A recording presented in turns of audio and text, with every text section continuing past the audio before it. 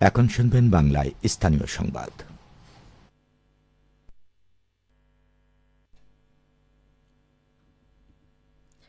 আসসালামু আলাইকুম। বাংলাদেশ বেতার, রাজশাহী। স্থানীয় সংবাদ পড়ছি শাম্মী আক্তার সুমি। খাদ্য ও ভূমি উপদেষ্টা আলী ইমাম মজুমদার একদিনের সরকারি সফরে এখন রাজশাহীতে অবস্থান করছেন। বিভাগের খাদ্যবান্ধব কর্মসূচি এবং আসন্ন মৌসুমে আমন সংগ্রহের লক্ষ্যমাত্রা নিয়ে সংশ্লিষ্ট কর্মকর্তাদের সাথে মতবিনিময় করেন। রাজশাহী সার্কিট হাউজে আয়োজিত এই মতবিনিময় অনুষ্ঠানে আরও উপস্থিত ছিলেন বিভাগীয় কমিশনার, বিভাগের অন্তর্গত ৮ জন জেলা প্রশাসক, আঞ্চলিক খাদ্য নিয়ন্ত্রক এবং জেলা খাদ্য নিয়ন্ত্রকবৃন্দ।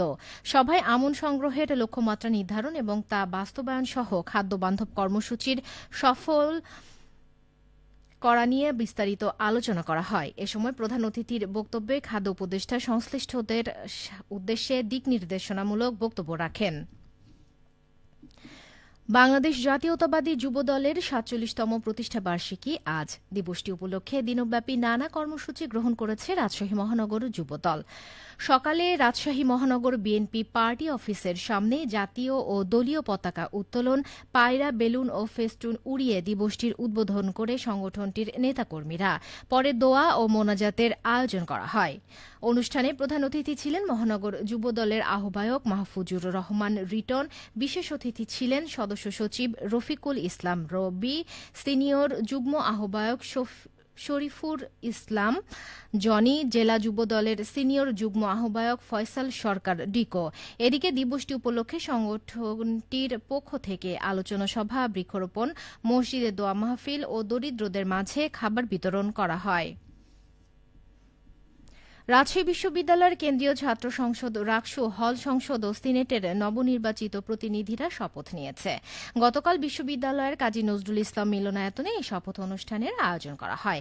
রাজশাহী বিশ্ববিদ্যালয়ের উপাচার্য প্রফেসর ড সালেহ হাসান নকিব নবনির্বাচিত কেন্দ্রীয় সংসদের সদস্যদের শপথ পাঠ করান। পরবর্তীতে স্ব হলের প্রভোস্টরা ১৭টি হলের নির্বাচিত প্রতিনিধিদের শপথ পাঠ করান। শপথ শেষে নবনির্বাচিত ভিপি জাহিদ বলেন, রাকসুর দ্বার সব প্রার্থীর জন্য খোলা থাকবে।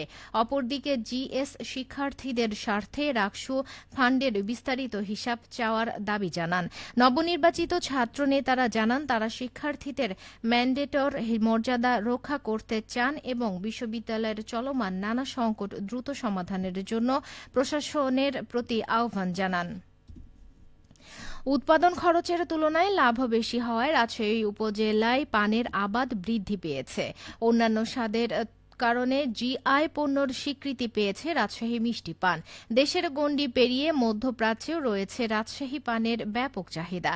রাজশাহী জেলার কৃষি অফিসের দেয়া তথ্য মতে চলতি অর্থ বছরে উপজেলায় ৪,৫০৯ হেক্টর জমিতে ৭৭,৪৫২ মেট্রিক টন মিষ্টি পান উৎপাদনের লক্ষ্যমাত্রা ধরা হয়েছে, যার বাজার দর ২,৩২৩ কোটি টাকা।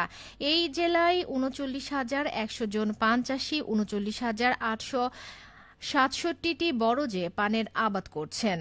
রাজশাহী জেলা কৃষি সম্প্রসারণ অধিদপ্তরের উপপরিচালক মোহাম্মদ নাসির উদ্দিন জানান, পান চাষে কৃষকদের সব ধরনের সহযোগিতা ও পরামর্শ দেয়া হচ্ছে।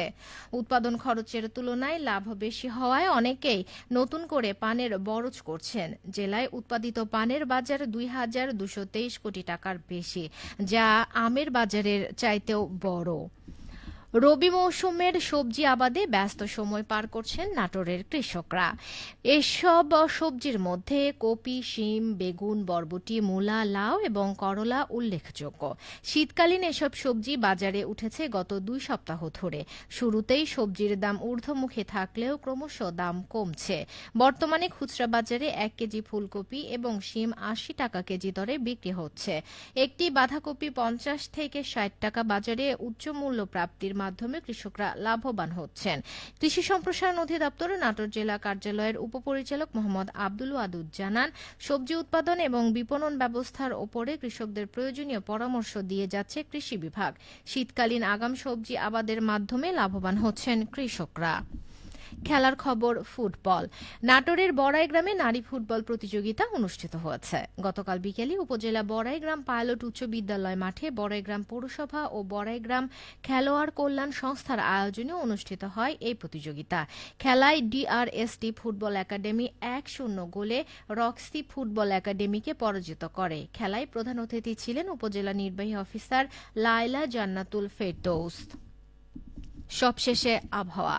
আজ দুপুর 12টায় রাজশাহীতে তাপমাত্রা ছিল 32.4 ডিগ্রি সেলসিয়াস। এই সময় বাতাসে আপেক্ষিক আর্দ্রতার পরিমাণ 59%।